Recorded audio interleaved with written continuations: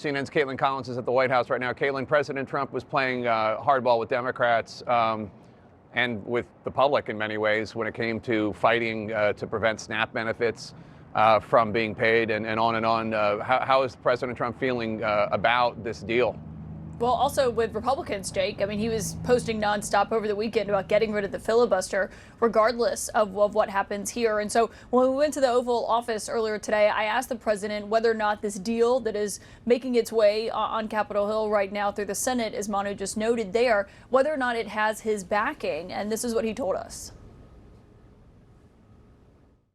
Mr. President, do you personally approve of the deal that's happening right now on Capitol Hill to end the government? Well, it depends what deal we're talking about. But if it's a deal I heard about, that's certainly, they want to change the deal a little bit. But I would say so. I think based on everything I'm hearing, they haven't changed anything. And we have support from enough Democrats. And we're going to be opening up our country. It's too bad it was closed, but we'll be opening up our country very quickly.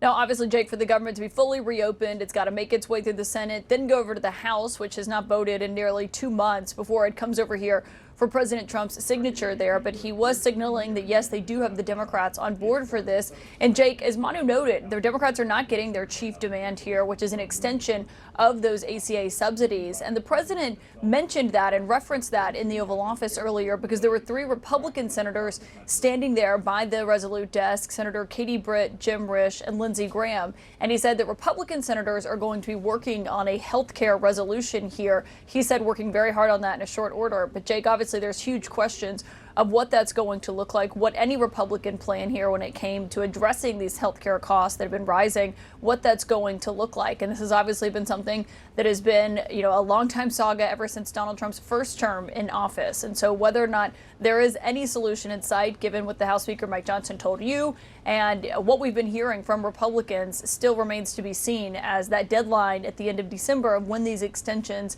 and these subsidies expire, what's going to look like after that is anyone's guess right now. Caitlin Collins, thanks so much. And don't miss Caitlin on her show, The Source with Caitlin Collins. Tonight she's sitting down with Democratic Congressman Jamie Raskin of Maryland, the head Democrat on the House Judiciary Committee. That's tonight at 9 Eastern on CNN. Joining us now here live on Capitol Hill, Independent Senator Bernie Sanders. He voted no on last night's deal. Thank you for being here, Senator Sanders. I was noting that you should have those famous, mittens that you have from the inaugural meme. You're about to go cast your vote on the floor of the Senate. You're going to vote no. You and Democratic Senator Tammy Baldwin of Wisconsin are going to try to force a vote to extend the Obamacare subsidies. How would that happen? Very simple. Do you need 60 votes or 51? We're going to need, on this one, 60 votes. 60 votes.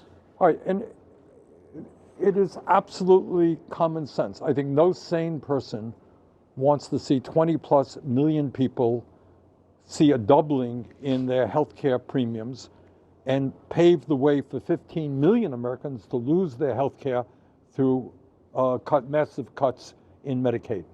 So all that we're doing is saying, all right, Trump is saying after 4 years of being president before, after 4 years out of office, after a year as president, he's now beginning to think about the health care crisis facing America. Very, very good.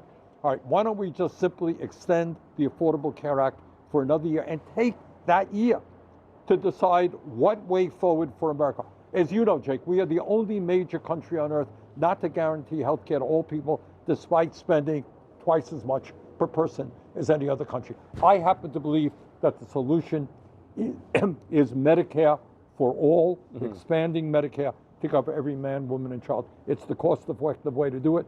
Republicans have another idea. Let's debate it. But let's address the crisis in healthcare. So there are 48 Democrats. Do I have that number right? 47. 47 Democrats. I mean, you'll need 13 Republicans. Right. Do I think we're going to get it? No. But I think we're going to put them on the record, going on record and saying, look, we're voting now to force 20 million Americans to see a doubling in their healthcare premiums. If they want to cast that vote, that's their business. So I had the Speaker of the House on not long ago, just minutes ago, and he said that Schumer didn't get anything out of the deal. Do you agree? Basically. Well, it wasn't Schumer. I mean, you had 8 Democrats who, for a variety of reasons, decided not to continue the fight. And needless to say, I think that was a terrible, terrible mistake. I think what Tuesday's election showed is the American people are sick and tired of Trumpism. The idea that we have a president now who is prepared to literally starve children and illegally cut back, refuse to expend SNAP money is outrageous. And the idea that you have a president now who wants to double premiums for 20 million Americans is equally outrageous. We had the American people on our side. We should have continued that fight. I think the Republicans would have yielded. Schumer voted no, or is going to vote no, along with you. He did last night, and he's going to do it again. But a lot of Democrats are blaming him because he is the leader of the Democrats in the Senate. And some of your allies, like Congressman Ro Khanna of California and others, are saying Schumer should step down from his position as Democratic leader in the Senate. Do you still have confidence in him as leader of the Senate? Look, Schumer and I have very fundamental disagreements about where the Democratic Party should be. And I am strongly supporting candidates for the Senate who are not part of the Democratic establishment, who believe in Medicare for all, who are prepared to take on the big money interests and fight for working people. All right, I have a very different vision of where the Democratic Party should go. If Schumer steps down, who is going to take his place? The truth is, progressives in the Senate right now are I think there are about 8 or 9 of us. We are pretty much of a minority. I want you to take a listen to the Senate highest ranking Democrat in the Senate, Dick Durbin, who's retiring next year. He voted yes on the deal. Take a listen to what he had to say.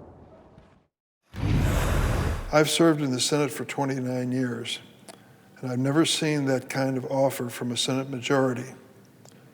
During the historic roll call last night, I walked across the aisle and met with Senator John Thune, the Republican leader. I told him that I was counting on him to keep his word on this agreement. He assured me he would. So this is part of the deal, that there will be a vote in the Senate on extending the Obamacare subsidies, as you and Tammy Baldwin are introducing again earlier. Tonight, and they're going to, if it fails, it will come up again.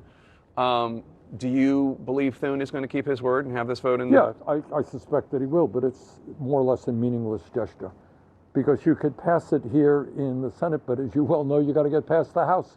You got to get it signed by the President of the United States. Do you think the President of the United States is going to sign that bill? I don't. As you know, premiums are going up not just in Obamacare, they're going up for everybody. That's right. And one of the reasons that we've been told is because people are having trouble, healthy people are having trouble affording it. They're dropping out of the insurance market. And so the unhealthy people who are in the market, right, their premiums are going even more exponentially up than they would have. Absolutely. I mean, that is the look. That is what happens when you don't have a universal healthcare system. What we, as the wealthiest nation on earth, should be doing is guaranteeing healthcare to every man, woman, and child, and then you don't run into that problem. You're insuring healthy people, you're insuring people with cancer, etc. The truth of the matter is, right now, the function of the current healthcare system is to make huge profits for the insurance companies and the drug companies. It is a wildly inefficient, bureaucratic system that is driving doctors and patients and everybody else crazy. It is unaffordable. We need to get rid of it. In my view, move to a Medicare for all single-payer program. Your fellow independent from New England, Senator Angus King, was asked this morning to respond to your criticisms of the Democrats who voted yes last night. He said, his response was, "What's your strategy, man?" And, quote, "Standing up to Donald Trump didn't work." Well, maybe Angus didn't notice the elections on Tuesday. I thought that they worked pretty well. Maybe Angus is not noticing the polling, which shows that correctly people understand that Republicans control the White House, the Senate, and the House. They are holding Republicans accountable. And you got to stand firm. This is tough stuff. And Angus is right. A lot of people are hurting. Nobody feels good about this. Nobody feels good about federal employees not getting a paycheck. But we are winning, in my view.